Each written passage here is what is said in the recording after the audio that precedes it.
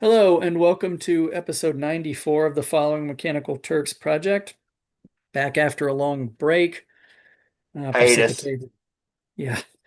Um, yeah, deadlines and such. Uh-huh. So what we can do is use this meeting to kind of recollect where we were. I mean, the thing of it is, and there's something to consider, it's like because a lot of stuff we're looking at is moving very quickly. I know.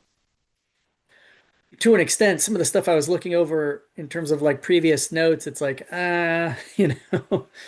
Everybody's moved on. Um, and so in looking at that, I was kind of thinking about how to proceed in a way that won't, be immediately obsolete. I mean, one advantage is we move a little bit faster with this than most conventional academic publishing. But it still takes a bit. I mean, academic work is inherently small c conservative. Just the vetting mechanisms take a while. Hmm. But, we'd want to think about how to do this. I mean, one thing that I think was in my notes that still seems really salient is, if possible, trying to do this in a structure similar to like Octalog or the rhetorical climatology book that you noted, where it's like if we could get other folks, because in that way we can establish our own rhetorical mechanical Turk in Right. order to do some form of human intelligence task. The question is, what is that task? Yeah. We looked at having folks um, weigh in on like a particular case, like the Hmm.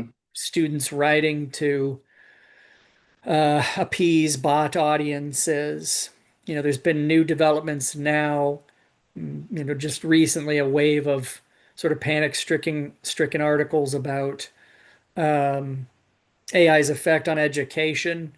I saw one the other day that it's like, we've now got this situation that we've talked about, years ago, where it's like students are using AI to complete work that is being evaluated by teachers who are using AI to evaluate it and Right. designing their assignments based on it. So, it's machines talking to machines, which, we've been observing for a bit here. Yeah.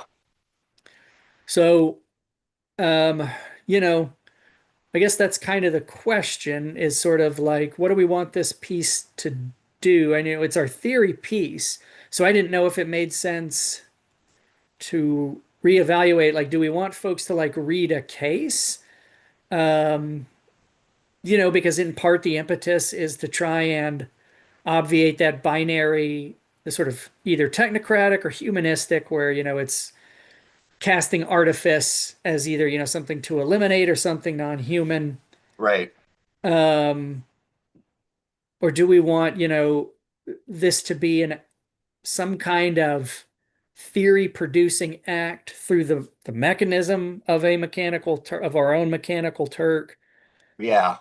Sort of it's like, what do we want this piece to do? Yeah. I mean, Thoughts? I still think, right. I mean, I like the idea of the sort of,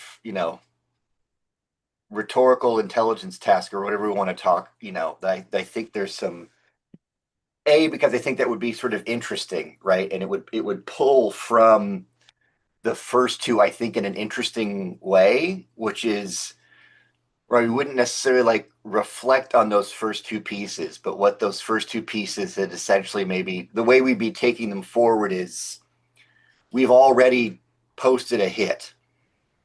So in that sense, right, what we'd be Right. taking from that second piece is, and the first piece is the thing we learned about the artifice of a human intelligence task and how can we sort of generate one of those. What would be interesting about that too is that it would maybe make it different from like an octalog or the rhetorical climatology book is maybe we wouldn't just ask people for read this thing and give us some thoughts and we'll slap it all together into a thing, Uh-huh. but maybe we actually assign particular people particular parts of it, like we actually think of it as we don't just borrow the name human intelligence task, but the way that human intelligence, right? So again, the theory that Amazon's Mechanical Turk services, what it's doing is the way that it breaks up intelligence into a series of tasks Hmm. that people respond to in sort of micro ways. So if we turn around and did that and said, now everybody give us your own independent read on this, there's a sense in which we've given them a kind of macro. Just sort of speculating, right? Like if we want to make this a Turk style building of rhetorical theory, we wouldn't just give single authors the same prompt and have them respond to it, right? Would we break down the rhetorical task in some way and then, I don't know, reassemble it? Well, so that is the question, right? Because you could make an argument that the most kind of Amazon M Turk style approach is here's the prompt, we need 500 people to do this, right?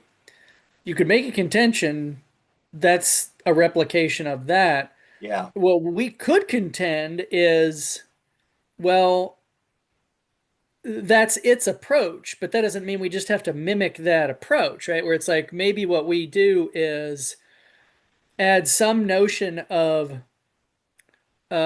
savvy, where it's like we know this person knows about this.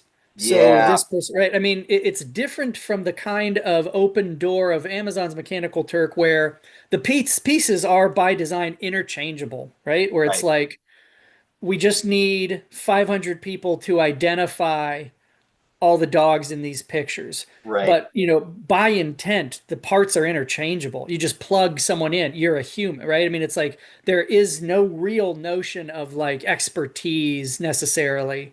They do have it, as we saw, where it's like, well, I've done X number of these kinds of things. But the right. The approach as a, what's that? the kind of levels of we don't, yeah, the way that requesters can do some pre-sorting of Turkers.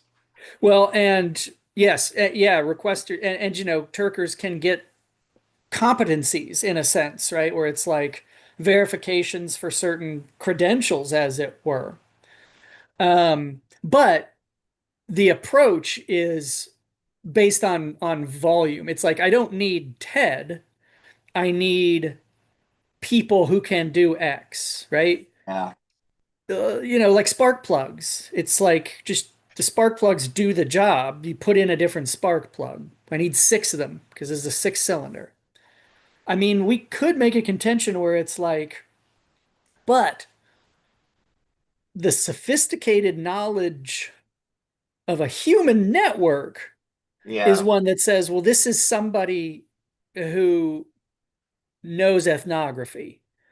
This is somebody, yeah, you know what I mean? And it's not like that's out of the realm of the machine because we could right now ask AI, it's like, give me the names of X people who publish in rhetoric who do this. It's not like it's out of its capacity, but I mean, we'd be enacting a different form, a modified version rather yeah. than replicating Amazon. And I like that too because again, it makes, why do I like it? In the sense that, right, our tweaking and modifying of the method itself is also in line with what we did with the first two pieces, right? Where the as we've been talking about this whole thing, right? The one of the defining characteristics of each piece we've done has been the way that we're messing or playing with method. Right. So the idea that this might have a method we would need to several pages to explicate to a reader, like here's why we did what we did, here's why we arranged this or made these particular choices. Well, though that might be able, I don't you know. potentially could deal with that, tersely. I mean, Right. Yeah. the existing ones have greater or lesser developed method sections. It's like this Right. is exactly the task of a method section is Right. to explicate here's what happened and why. I mean, and I think if we're still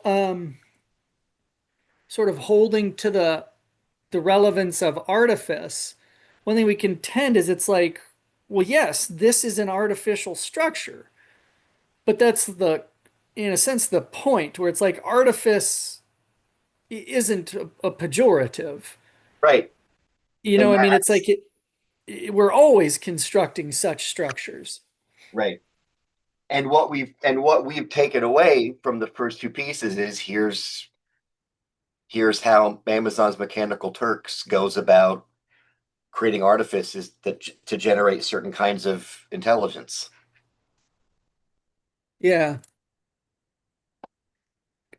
So it's sort of potentially theory building, but being shaped by the operations of M Turks. yeah, which is artificial, but what isn't?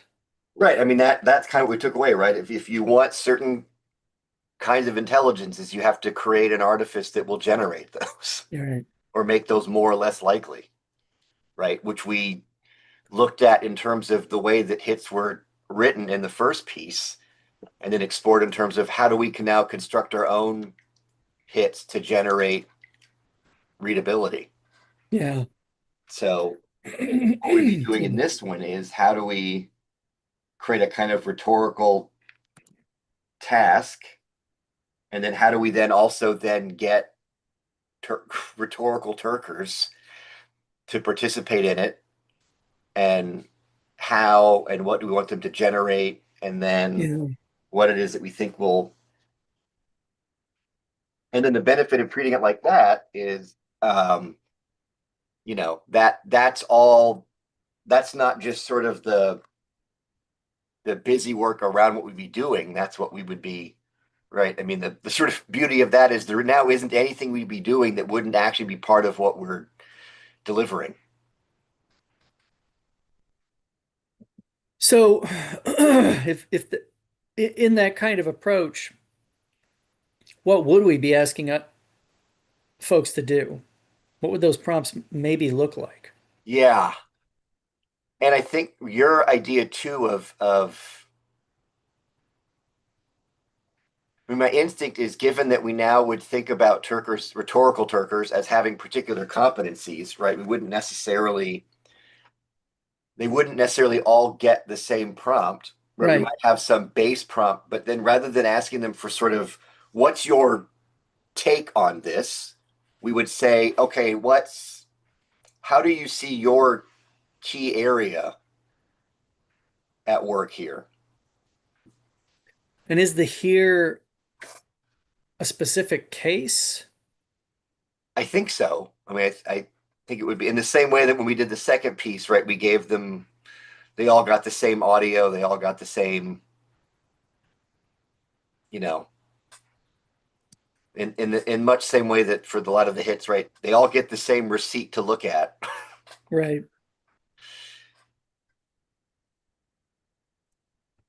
Yeah. So, like, this is, let me see here. Doo doot. Sorry, I'm pulling something up. What? No, my mistake.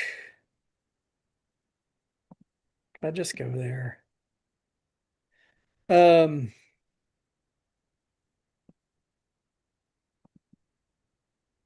so like this was the one that had kind of prompted us, and Yeah, I think we were talking about this one with Antonio, maybe. yeah. Um, Now there's been developments.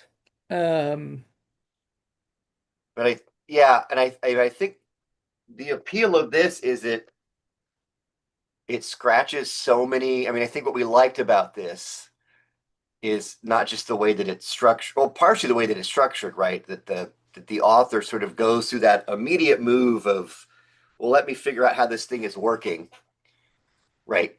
Sort of, but then realizes that's probably not going to address it fully. But anyway, right? I like that I mean, it's covering the teaching of writing, there's interesting sort of,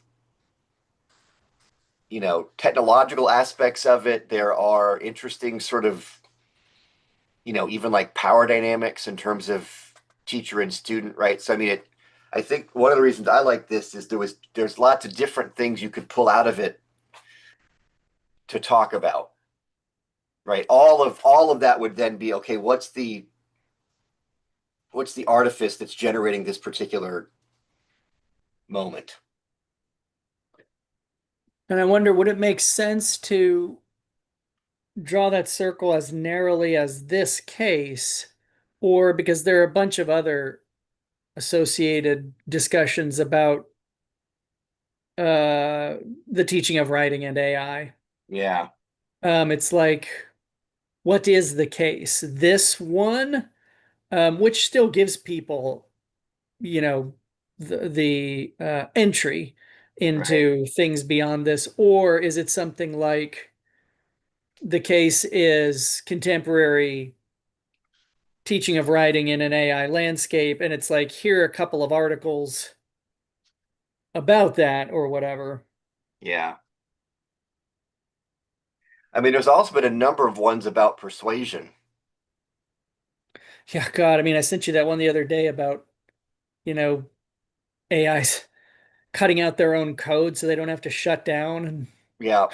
I mean, I'm wondering too, I mean, also just thinking about the marketplace of ideas. Do we want to do something that actually doesn't necessarily focus on writing, but, yeah, but rhetoric more? Because I mean, I feel like that's not, I mean, like covered, right? I mean, there's lots on that. yeah. So maybe something about, I mean, Thomas Riggert had a recent piece out in RSQ about back on ambience, but ambience and persuasion and algorithms and stuff like that. So Well, and yeah, remember we were kind of collating things yeah, I was thinking by about that. conflict and resistance, mistake or error, collaboration. I think we had a deception. I think we had a persuasion one, yeah, although it was limited because it's like they were all persuasive. It's like this didn't Right. That yeah. function as a discrete category. So maybe, and this would potentially write like maybe even a few case studies people could pick from. But if we did that, then, you know, picking people with particular interests and then having them like what's the rhetorical dynamic of this particular case study? Hmm.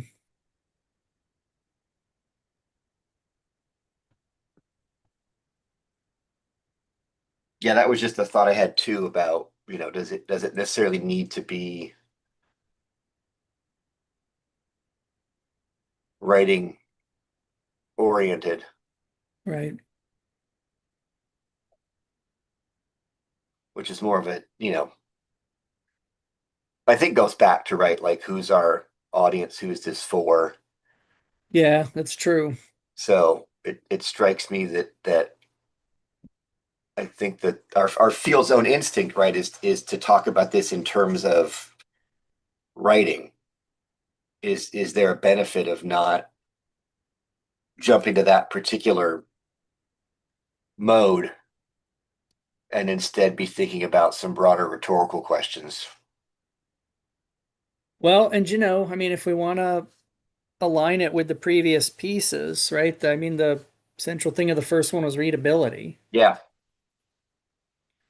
right? That's what we identified was readability and trauma. right. Might bring that one back. We're ready for it now. We finally feel like Yeah, we can talk about it. I even think we'd even use the term like rhetorical readability at some point. Like the idea of, I mean, I think one of the original motives behind this is what does rhetoric have? I think our instinct to include other people, right, is that what does rhetoric have to offer this is that folks in rhetoric would offer particular ways of reading this, that would not be, you know, that would not have qualms about artifice in the way that many who talk about this do.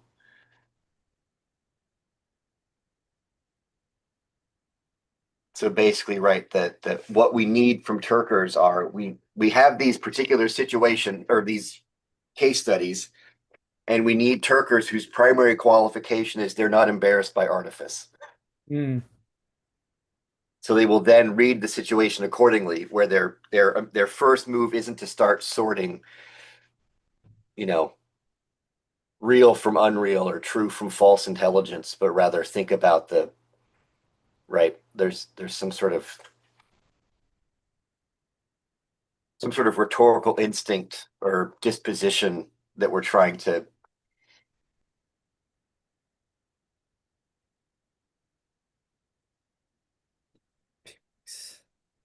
Okay.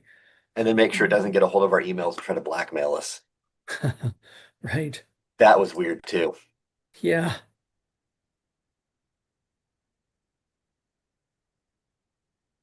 Yeah, I'm looking at the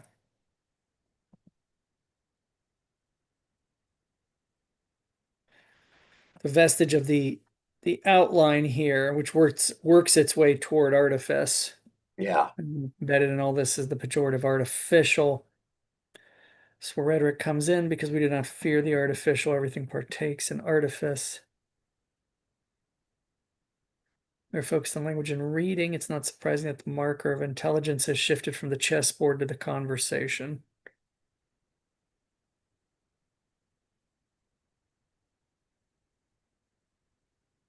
Okay. What we can do to contribute then is analyze instantiations of discursive artifice.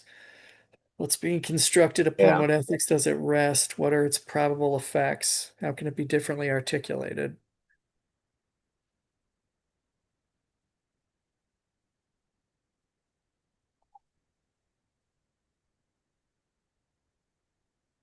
What was this one? Do you remember the proposing a post-critical AI literacy? Yeah, it was a really good piece that basically sort of um, critiqued the idea that transparency was the best way of dealing with this, because it's basically right. If we could finally know what's going inside of it, we'd then know what to do about it. And this person instead argues for basically you need this is a political problem, not a transparency problem, right? It's Yeah, even if you knew how it worked, are you in a position to do anything about it? So for all transparency as yet another technocratic sort of apolitical way of, in that sense, aligned with our critique of, well, if we could know whether it's really intelligent or not, okay, neat, that gets you precisely, yeah, that doesn't actually, okay, so we unplug it, like, so but a critique of the way that that term transparency circulates, and their their critique of it is it's another way of both essentializing AI, right? That transparency is possible, and they critique that, right? Like, I don't know if we ever would actually. It seems to be that figuring out actually what AI is doing isn't probably possible, and the desire for it is politically suspect.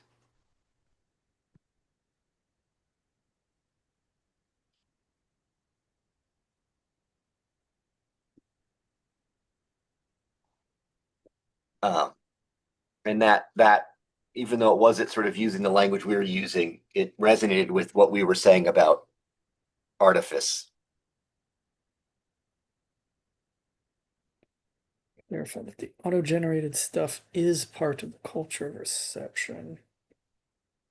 I don't know what that is.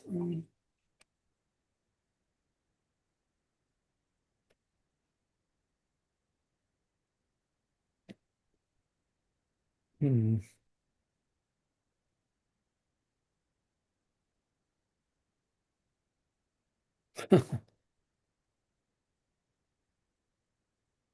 I'm just collating previous notes here. Mm-hmm. So I think I think that's potentially a way to think about moving forward is one, the practicalities of assembling the thing. Yeah, How do you do this? Um, which will have some degree of reciprocity with what are we asking people to do? yeah. And I wonder even too if to make it manageable and maybe even Turk-like is that we don't ask a lot from people. Yeah. Like we're not asking for like, again, I think the model of like the octalog or the rhetorical climatology, except we may only want 500 words from them. So, I mean, one of the ways in which we make it practical is what's the level of investment we're expecting from our rhetorical Turkers. And we don't want much because are we actually aiming for Turk style volume?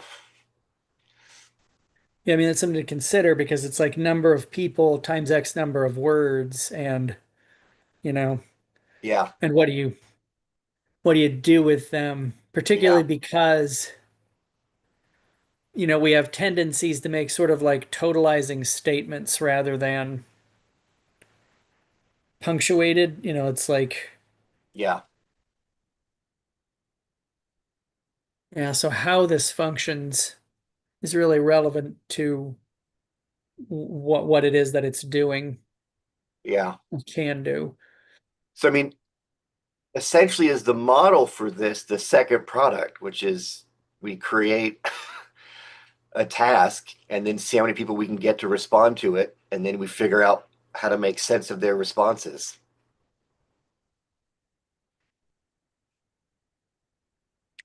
Yeah, potentially some version of that. And I suppose the compensation that's being offered is credit, right? Yeah, Authorial credit. yeah. Or we just have to call in a bunch of favors and start blackmailing. Ask an AI, how do I leverage these people? Uh-huh. What's the dirt under their fingernails? No, But yeah, Nikki. and that becomes an interesting. I mean, partially I like that these sort of practical questions are also the conceptual. Hey, Kitty, Nick. are the conceptual questions. I mean, I think that for me is the kind of kitty cat. The It's dipping right in my belly. Yeah.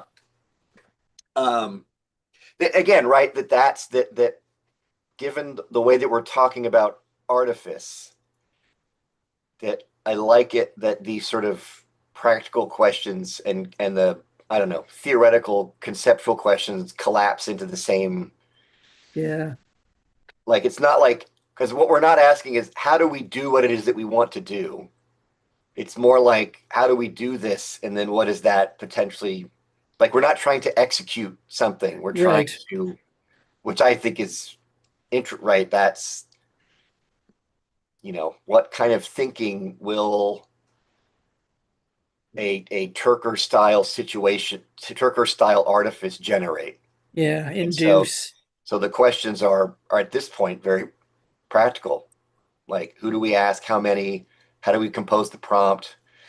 Do we generate different prompts for different levels of or different kinds of expertise? And then we would collect all that shit and then figure out some compelling way to assemble it. Yeah. To string that together. I mean, it strikes me as that's those are the basic operations of this third product. And then what we need to figure out is okay, what are the case studies? Who are the Turkers? And what's the prompt? Well, or, um, does it make sense to have something like a choice of prompts? Yeah, You know, yeah, here's what, even that may have some analytical utility where it's like more right. If people we could, chose this than that. right. I mean, given what we know we did for the second one, we could certainly do a post completion. Why'd you pick this prompt?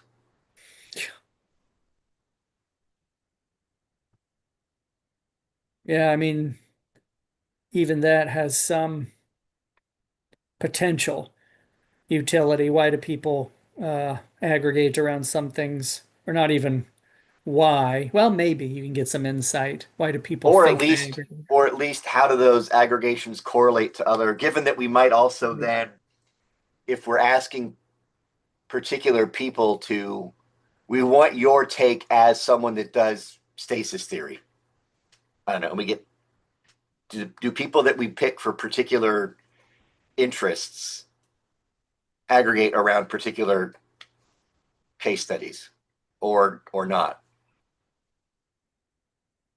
May make some sense too. It's interesting because it's like, does it make sense to cast a wider net knowing that some people won't participate, just they're too busy, don't Yeah, value it, Does it make sense to cast a wider net, or does it make sense to try and specifically target people who it's like I I mean, can convince you to do this? I think maybe both. I mean, and again, it appeal it this depends on scale and what but there potentially is a case to be made for volume, Yeah. and then we seek out particular individuals, and then if people that we randomly pick up along the way from very persuasively written mass emails, they indicate the lens they're bringing, right? We indicate as part of the prompt as in the, are you Aristotelian or something like that. Yeah, I'm In the just same way thinking. that in the same way that, journals, when you go to review for a journal, you can pick what your Yeah, expertise, yeah. yeah. I guess digital humanities, right? That's a big catch-all. Uh-huh.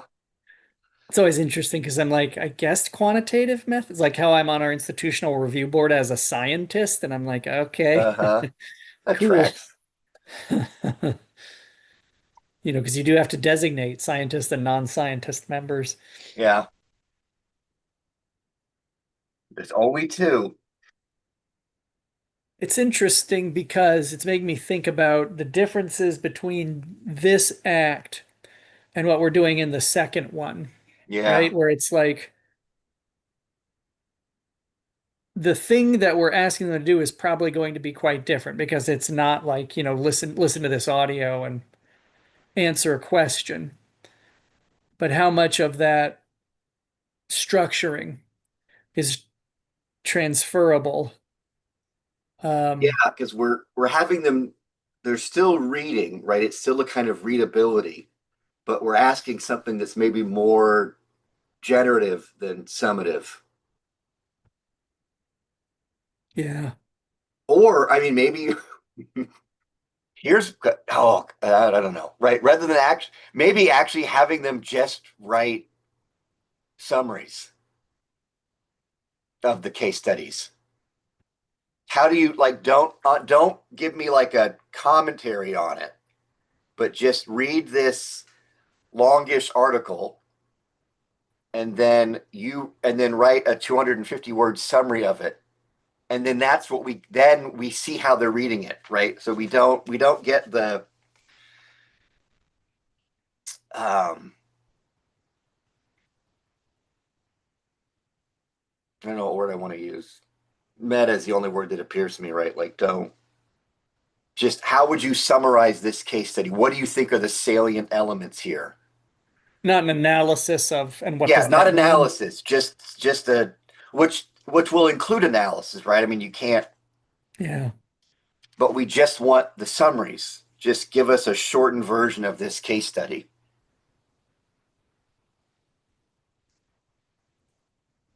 as opposed to an analysis. Wonder what MTurk looks like nowadays, Yeah. It's you just, know? I can't imagine there's people there anymore.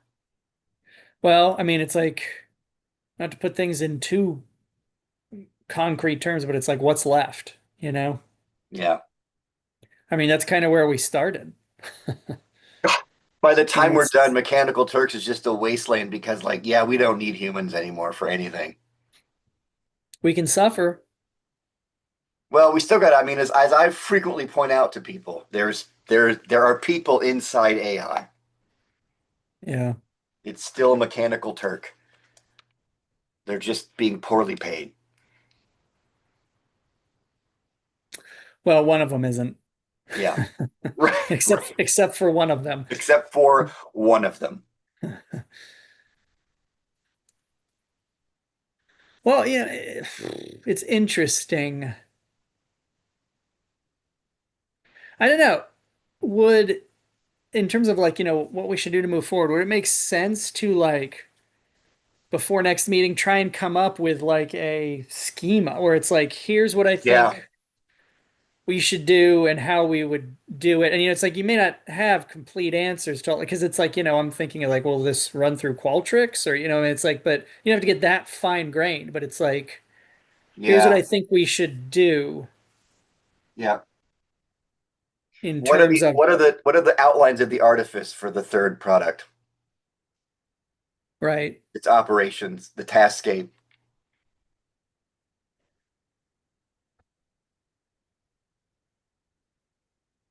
I kind of like just mostly because it was my idea, but I do kind of like the idea of the summary, right? Where it's there it could be an interesting. I'm also just thinking too of right, what are the barriers for entry? Like, do we imagine that for the people who might be pulling from, having to write just a 200 word summary would be easier and quicker to do than generating a analysis? And now you're just showing off. And, I don't know what this does, but how do you, how do you, and does it matter if it's not them writing it? What's to stop someone from just saying, well, ChatGPT summarized this for me? And do you care about that? Or Oh how do you God. care about that? Yeah. Right. If our rhetorical Turkers do what a lot of other Turkers do, Maybe even tongue in cheek, they do it. God, and you know there will be. I can already name the people who would do some tongue-in-cheek bullshit.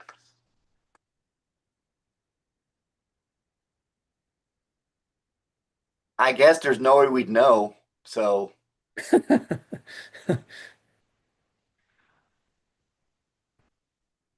I mean, it's interesting to consider as a structural thing. right, I mean, this is what's happening in classrooms as well. It's like, how do I know this is theirs? It's like, well, what do you value here? What is it that you're right. valuing? Mm-hmm. Yeah. Yeah, because it's like, what is it that I'm valuing? What is it that I want from you? I don't. Right. I don't know. We want your intelligence. We want your read of this. But that's not platonic. I No. want your mind, not Yeah. yours plus the machine. It's like, well, that's impossible to disentangle. So how do you set up a prompt where it's like, well, I don't care if you use the fucking machine or not. Right. Go ahead.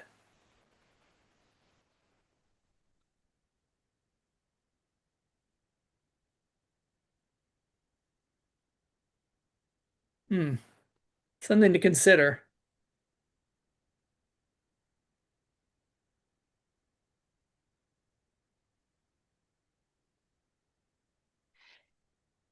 Hmm. That said, Yeah. well, no, there's probably ways to do that. And the people we would be the people we would be attempting to get into our net, depending how this is structured, but it's like these are people who like to talk Yeah. I can't. I. about stuff they're interested in. Yeah. Like that's why we are what we are.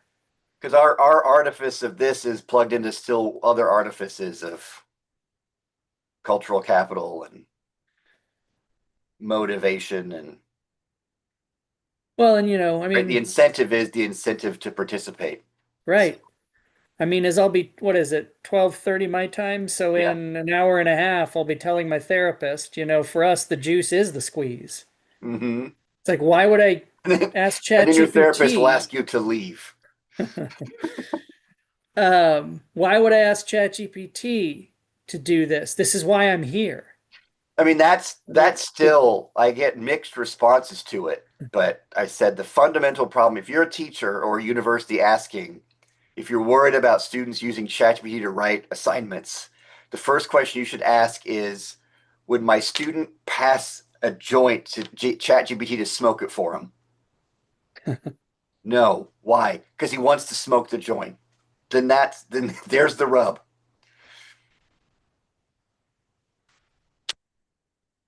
yeah. How do you give them something that they want to participate in or that they can't get elsewhere?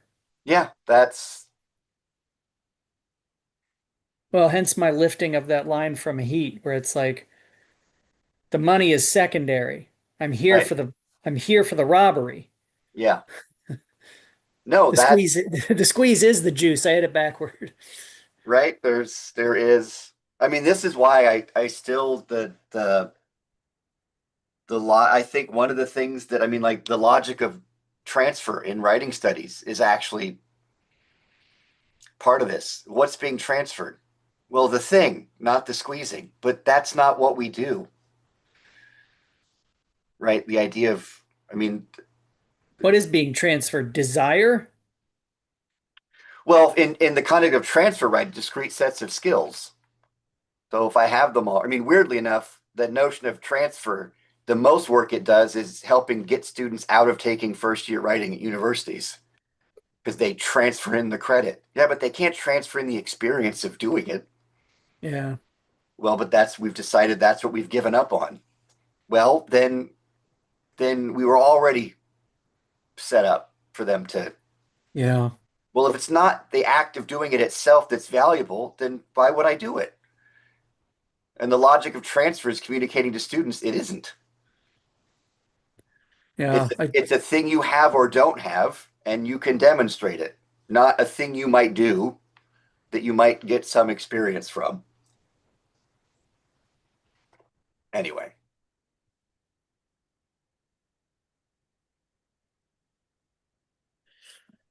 Yeah. Well, so this is challenging, but I mean, and we've been plodding away at this fraught third product because it has to bear all the sins of its forebears. It's like, well, that feels like something to shove off until later. uh-huh. We've now got to we're now in the post that we were going to fix it in. Well, but I mean, as is often the case, it's like perhaps at this juncture, it's like none of that is relevant. Much of it is not relevant anymore. It's like if you No, wait long enough, well, and it could be that was that the the work point of of it the first was that at the time, it right, was and the the first two don't need to necessarily transfer into the third one. yeah, That the experience of doing them may inform us and capacitate us differently. But it has been useful to go back and look at those first two to help think about the third one because I think partially the sin of the third one is it we got and I think not in a bad way. I guess I don't mean sin in a bad way, but yeah, the good version of it. the good version of sin It is is fun. it became I think untethered from the first two pretty markedly because we started thinking about AI and LLMs. But I think going back into the operations of mechanical Turks, I think will help us. For me, the risk is like, how are we at this point not just writing another Right. hot take about AI, Exactly. which isn't what's needed or not needed in that particular form. So I think that's why I got excited about the idea of like bringing in other people because that would partake of the logic of mechanical Turks, which was the logic that we were kind of interested in unpacking from the beginning, right? What does it think intelligence is? How does it go about generating it? How does the human get defined in this Yeah. plexus? So I think rather than simply saying something about it, we generate a particular artifice that allows particular things to be said about it. Whatever I mean by that distinction. Yeah. And I'm interested in those kind of key concepts of readability and artifice. Yeah, I think going back to those.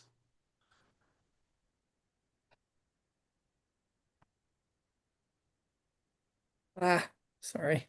Lost my cursor. Oh dear, happens to lots of people. I am late 40s. Hmm.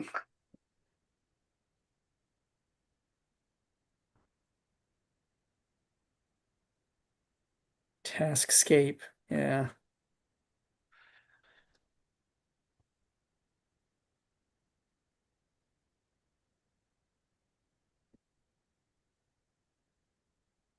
Yeah, I mean, there might be things to pull because I'm looking kind of at like the conclusions of the first and third pieces. Hmm. See if there are ways they inform.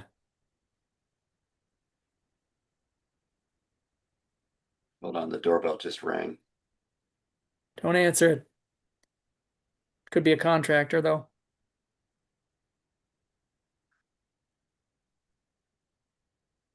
It is. Hold on, I'll be right back. I may need to go get this. Okay. This is good video. They were gone. They had branded stuff on, so that's always a red flag.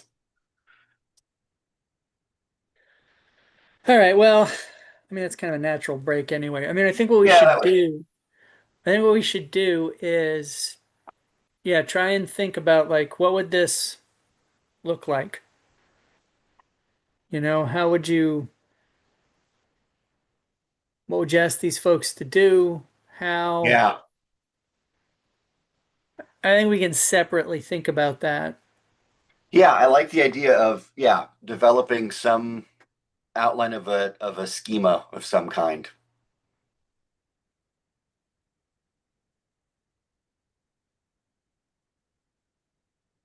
All right. And Okay. I wonder at this juncture if it makes more sense to not have guests because Yeah, it's like, well, those are people who might more readily, right. instead of, thinking of potential guests, think about potential collaborators on the piece. Yeah, I mean, I think the question of is do we,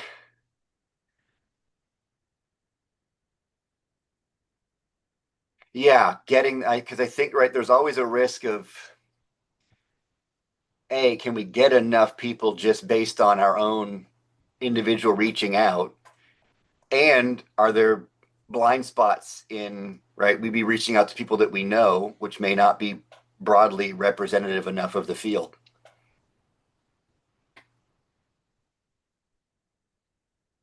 We just have to cold call some people, you know? Or, I mean, depending on the system we generate, you know, hit the list serves. Potentially, yeah. Yeah. Okay. Well, I mean, that's something to consider. It's like, would it benefit from a wider pool, and if so, Yeah. how do you credit them and those kinds of things, which do Yeah. matter. Those kind of Yeah. material things do matter. Yeah. Yeah. All right. Well, Okay. Well, I think we're back at it, actually. This this is the yeah, thing. yeah, rusty, but things have changed and such. So, Yeah. Okay. All Well, right. Well, we have things to do. We have a list. yep. We have an assignment. Okay. All right. Well, I will check back in with you probably in a fortnight. Indeed. All right. Take it All easy. right. See ya. See ya.